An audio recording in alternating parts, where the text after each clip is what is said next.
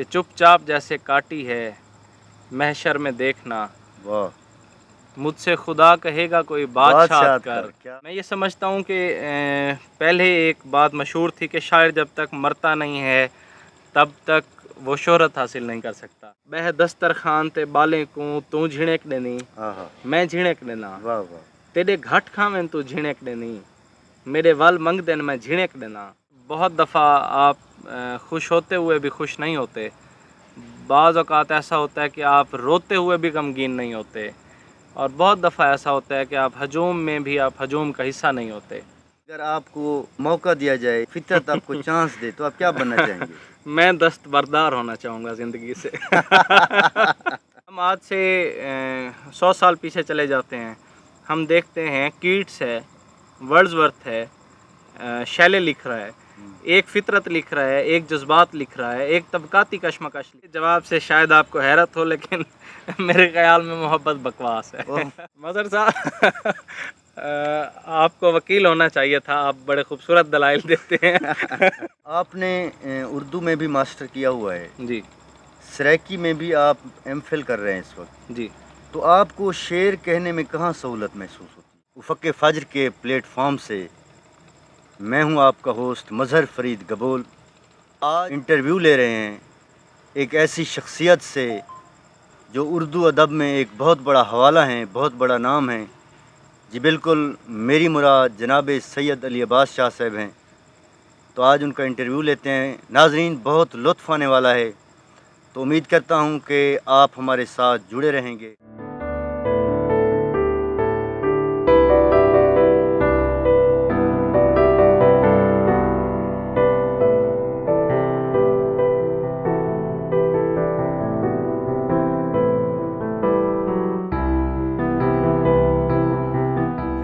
السلام علیکم۔ وعلیکم السلام ورحمۃ اللہ۔ بہت شکریہ کہ آپ نے افق فجر کے پلیٹ فارم کو وقت دیا۔ سر، آپ کے بلانے کا شکریہ۔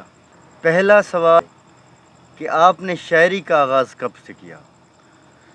شاعری کا آغاز مظہر صاحب، میں سمجھتا ہوں کہ جو ایک شاعر ہے وہ پیدائشی طور پہ شاعر ہے، اور وہ باقاعدہ لکھنا کب شروع کرتا ہے یہ ایک الگ بات ہے۔ وہ جس ویژن سے دیکھ رہا ہوتا ہے وہ اس کا شروع سے گاڈ گفٹیڈ ہے، وہ اس کا باقیوں سے منفرد ہوتا ہے۔ ہاں یہ ہے کہ میں نے پہلا شعر جب لکھا تھا تو میرے خیال میں کہ میں 4th کلاس نہیں، آپ نے 4th کلاس میں آپ نے شعر کہا، جی، تو کوئی آئیڈیا تو ہوگا اس وقت آپ کو شاعری کا، یعنی آپ اس وقت کم از کم شعر فہمی تو آپ کے اندر ہوگی۔ میں اس وقت مظہر صاحب یہ ہے کہ باقاعدہ طور پہ اپنی پسند کے جو اشعار ہوا کرتے تھے وہ میں تب سے اپنی ایک ڈائری بنا کے وہ جس کا بھی شعر پسند آ گیا تو وہ میں اپنی ڈائری میں نوٹ کرتا تھا۔ محبت کیا ہے؟ کوئی جذبہ ہے، کوئی کیفیت ہے؟ شعراء سے اکثر سوال کیا جاتا ہے۔ میرے جواب سے شاید آپ کو حیرت ہو، لیکن میرے خیال میں محبت بکواس ہے۔ محبت بکواس ہے؟ محبت ایک خوبصورت جذبہ بھی ہے، بیک وقت محبت بکواس بھی ہے۔ نہیں، بکواس کو آپ تو یہ تو پہلی مرتبہ اس طرح کا آپ نے۔ دیکھیں، میں مظہر صاحب یہ سمجھتا ہوں کہ محبت ایک خوبصورت جذبہ ہے، لیکن ہم نے اس کو جہاں انورٹیڈ کاماز میں بند کر دیا ہے وہ محبت نہیں ہے۔ ہم اس کو لیبل دے رہے ہیں محبت کا، وہ محبت نہیں ہے۔ آپ کے نزدیک محبت کیا ہے؟ محبت ایک خوبصورت جذبہ ہے، اس کے لیے ضروری نہیں ہے کہ آپ کے کسی اپوزٹ جینڈر والے کسی شخص سے ہی آپ کے جذبات منسلک ہوں، تو یہ محبت نہیں ہے۔ اس کے علاوہ کائنات میں محبت یعنی آپ کے نزدیک جو محبت ہے وہ بکواس ہے؟ کسی حد تک۔ اب دیکھیں، میں اس سینیریو میں لے آتا ہوں، 2 شعر ہیں میرے کہ 21ویں صدی میں محبت کے دعوے دار فنکار ہیں فنکار، خبردار خبردار، اور جب پھول دینے کا بھی مقرر ہے ایک دن، سو پیار ہے تہوار، خبردار خبردار۔ یعنی آپ اس محبت سے مطمئن نہیں ہیں؟ محبت کو جو لباس دیا گیا ہے میں اس سے مطمئن نہیں ہوں۔ وہ کسی شاعر نے کہا تھا نا کہ ہم بڑی مشکل سے محبوب کو اس کے حجرے سے باغ میں لے گئے تھے اور آپ دوبارہ اس کو باغ سے بستر تک لے گئے۔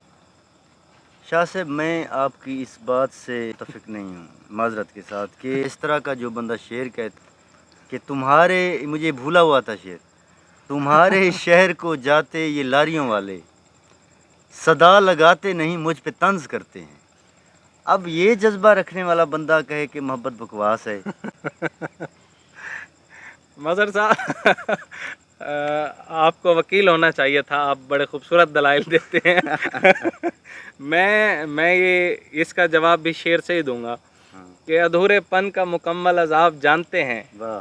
नहीं तो फिर मुझे कैसे जनाब जानते हैं। अच्छा शायर बनने के लिए, अच्छी शायरी करने के लिए मोहब्बत ज़रूरी है। देखिए, मैं ये समझता हूँ इंसानियत का जज्बा होने के लिए मोहब्बत ज़रूरी है। फिर शायर और शायरी के लिए तो ये सप्लीमेंट्री हो जाता है। हर इंसान के लिए मोहब्बत का जज्बा होना और इंसानियत और एहसास का जज्बा होना, ये मोहब्बत के बाद आता है। शायरी आपने शुरू की, जी। खूबसूरत शायरी की, खूबसूरत शेर कहते हैं आप। अपनी शायरी का सोर्स इंस्पिरेशन बताएं हमें। मेरी शायरी का सोर्स ऑफ इंस्पिरेशन जो है वो, मैं ये समझता हूँ किसी एक शायर को, एक शख्सियत को मैं पिन पॉइंट नहीं करूँगा। जो भी अच्छा लिखता है, वो जहाँ भी अच्छा लिख रहा है, उसका जो शेर अच्छा है, वो मेरे लिए इंस्पिरेशन है। सराइकी के खूबसूरत शायर गुज़रे हैं, एक मोतबर हवाला हैं जनाब अहमद ख़ान तारिक साहब, उनको सानी फ़रीद भी कहा जाता है। तो उनसे जब पूछा गया था कि शायरी किसे कहते हैं या आपको कौन सा शेर अच्छा लगता है, वो तो उन्होंने एक खूबसूरत जवाब दिया था कि मैं जब कोई मिसरा लिखता हूँ, कोई कलाम लिखता हूँ, कोई गज़ल लिखता हूँ, जब तक मेरी आँख से आंसू जारी ना हों, उस वक्त तक मैं उसको कबूल नहीं करता। तो आपके नज़दीक शेर अच्छा कब होता है? शेर मज़हर साहब अच्छा वाक़ियतन उस वक्त होता है जब वो सबसे पहले लिखने वाले पे कैफियत तारी करे। मैं बिल्कुल मुत्तफ़िक हूँ इस बात से कि जब तक शायर पे उस कैफियत का असर नहीं होता, शेर वाक़ियतन अच्छा नहीं होता। आपका कोई पसंदीदा शेर जो इस कैफियत से यानी आप गुज़रे हों और आपको आज तक उस कैफियत में ले जाता हो? अभी आपने पढ़ा वो शेर, रहने को दिल भी था क्या बात है, क्या बात है। मगर ए दोस्त आपने, हैरान हूँ इंतखाब किया आस्तीन का। कितना वायरल हुआ आपका ये शेर। मोहब्बतें हैं मैं समझता हूँ कि स्नेक डे के ऊपर इससे अच्छा शेर कोई नहीं आया कि रहने को दिल भी था मगर ए दोस्त आपने, बिल्कुल ऐसे। हैरान हूँ इंतखाब किया आस्तीन का। बहुत से दोस्तों ने ये मुझे मेंशन किया था सांपों के आलमी दिन पे, और ये उनकी मोहब्बतें हैं, दोस्तों की मोहब्बतें हैं, आपके सुनने वालों की मोहब्बतें होती हैं। और वाक़ियतन ये शेर आपने भी मुझे कॉल की थी, तो ये काफ़ी वायरल हुआ था। पसंदीदा गज़ल? पसंदीदा गज़ल मज़हर साहब, मैं ये समझता हूँ कि अब ये कैफ़ियत होती है, एक वक्त में आपको एक चीज़ अच्छी लग रही होती है और दूसरे वक्त में आपको किसी और चीज़ से ज़्यादा लुत्फ़ आ रहा होता है। तो कुछ अशार हैं गज़ल से, अश्क बहने की बात है सारी, दर्द सहने की बात है क्या सारी, बात है। हम तुम्हारे बगैर ज़िंदा हैं, वाह वाह वाह, यार कहने की कहने बात की है, बात है सारी। यार कहने की बात है सारी, एक उतरन की बोली लग रही हाँ है, हाँ हाँ, तेरे पहने कहने की की बात है बात है सारी, सारी। वाह वाह वाह शहर के सब सुनार पागल हैं, वाह, तेरे गहने की कहने बात की है बात, सारी, क्या बात है। वाह वाह, और इसलिए फासला रखा हुआ है, पास रहने की बात है सारी, बिन वाह कहे कह दिया अली सब कुछ, वाह, शेर कहने की कहने बात की है। बात है सारी। आपने उर्दू में भी मास्टर किया हुआ है, जी सराइकी में भी आप एमफिल कर रहे हैं इस वक्त, जी। तो आपको शेर कहने में कहाँ सहूलत महसूस होती है? मज़हर साहब, जहाँ तक सराइकी और उर्दू का ताल्लुक़ है, हमारा जो माशरा है, कौमी ज़ुबान है हमारी उर्दू, और बहुत खूबसूरत, बहुत वसी ज़ुबान है। जज्बात आपको इसमें मिल जाते हैं, ख़यालात मिल जाते हैं। उसी तरह जो सराइकी है, मैंने सराइकी में लिखना बाद में शुरू किया था। पहले मैंने उर्दू से स्टार्ट लिया था और उर्दू में ही लिखता था, और उसके बाद मैं सराइकी की तरफ आया। और मैं समझता हूँ कि बेसाख्ता शायरी आप हमेशा अपनी मदर लैंग्वेज में कर सकते क्या हैं। बात है।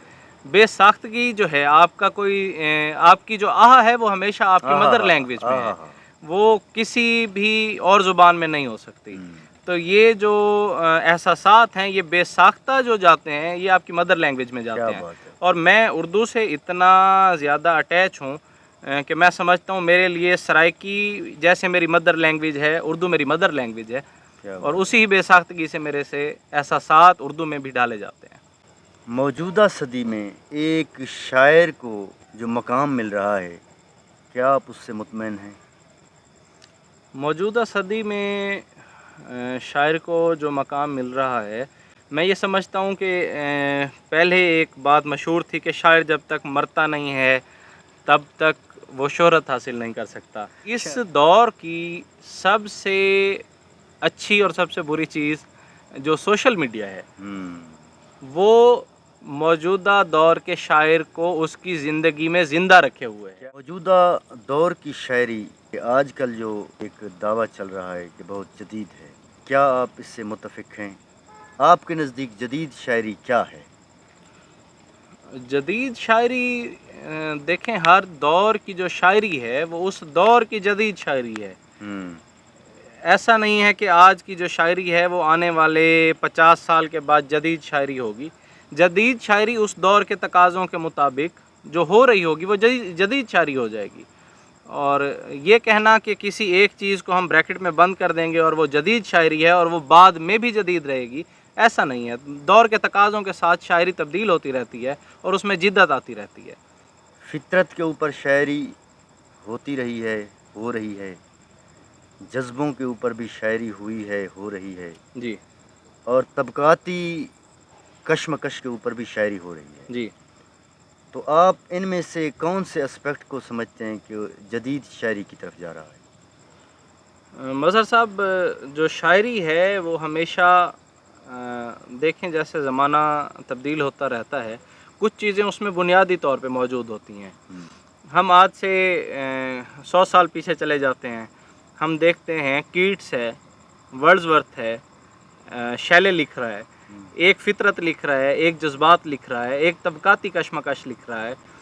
شاعر معاشرے میں موجود جس چیز کو اپنے وین میں لا رہا ہوتا ہے وہ اسی کا آؤٹ پٹ دے رہا ہے.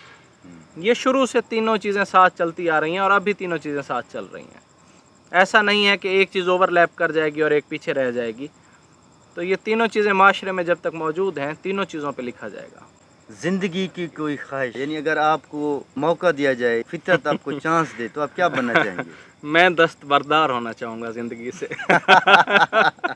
تنہائی ایک بہت بڑی اذیت کا نام ہے, تو آپ کیسے کہہ سکتے ہیں کہ آپ تنہائی پسند ہیں؟ یعنی یہ تو کافی اس میں اختلاف چل رہا خدا نے پوری کائنات بنانے کے باوجود تنہا رہنا پسند کیا ہے, اور اس نے جو انسان جسے اس نے اپنا شاہکار کہا اس میں کہیں نہ کہیں اپنی صفات کے کچھ نہ کچھ اجزاء ضرور ڈالے ہیں. شاید اسی کا اثر کہہ لیجئے.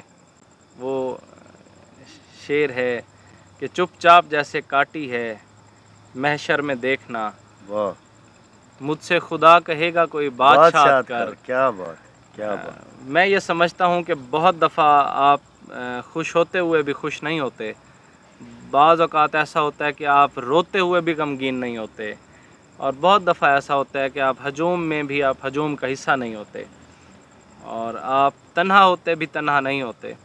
تنہائی ایک کیفیت ہے, وہ آپ چاہے 20 لوگوں میں بیٹھے ہیں تو وہ آپ کے اندر کی ایک کیفیت ہے جو آپ کو باقیوں سے الگ کر دیتی ہے. میرے چہرے دے نقش کھوٹل ہیں, میری اکھیں دی جا اداسی ہے. اتنا خوبصورت شعر آپ نے کہا, بہت شکریہ. یہ پوری غزل سننا چاہیں گے ہم آپ سے. ضرور.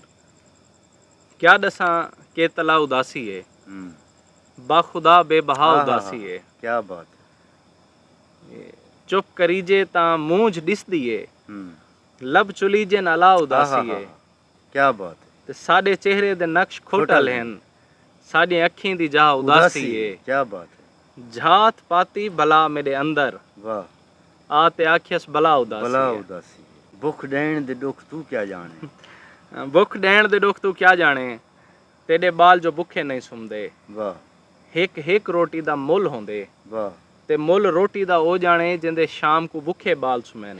واہ, بہ دسترخوان تے بالیں کو تو جھڑک دینی, آہا, میں جھڑک دینا. واہ واہ. تیرے گھٹ کھاویں تو جھڑک دینی, मेरे वल मंगदे न मैं झिणक देना, भुख डैण दे दुख तू क्या जाने, तेरे बाल जो भूखे नहीं सुनते। नस्ल नौ को क्या पैगाम देना चाहेंगे? मैं ये समझता हूँ कि ये जो दौर गुज़र रहा है, इस दौर में जिससे जितना हो सके वो कोशिश करे कि मस्बत ज़िंदगी गुजारने की कोशिश करे, चाहे चाहे जिस फील्ड में हैं, जहाँ हैं, आप मस्बत सरगर्मियों की तरफ आएँ। प्रैक्टिकली मस्बत होना ज़रूरी है इंसान के लिए। बातों की हद तक मैं भी हूँ और भी बहुत से लोग हो सकते हैं। प्रैक्टिकली मस्बत होना बहुत ज़रूरी है। बहुत शुक्रिया शाह साहब, आज आपने हमें वक्त दिया, टाइम दिया। बहुत तो शुक्रिया। व्यूअर्स, आपका भी बहुत शुक्रिया कि आप हमारे साथ जुड़े रहे और आपको आज का हमारा इंटरव्यू अच्छा लगा होगा। और जो बात इसमें आप हमारी रहनुमाई करना चाहें, कोई इंस्ट्रक्शंस देना चाहें, तो आप कमेंट सेक्शन में ज़रूर आएँ, और ताकि हम नेक्स्ट अपने इंटरव्यू को बहुत अच्छे तरीके से मज़ीद ग्रूम कर सकें। तो मिलते हैं नेक्स्ट इंटरव्यू में एक नए दोस्त के साथ, नए शायर के साथ, नए अदीब के साथ।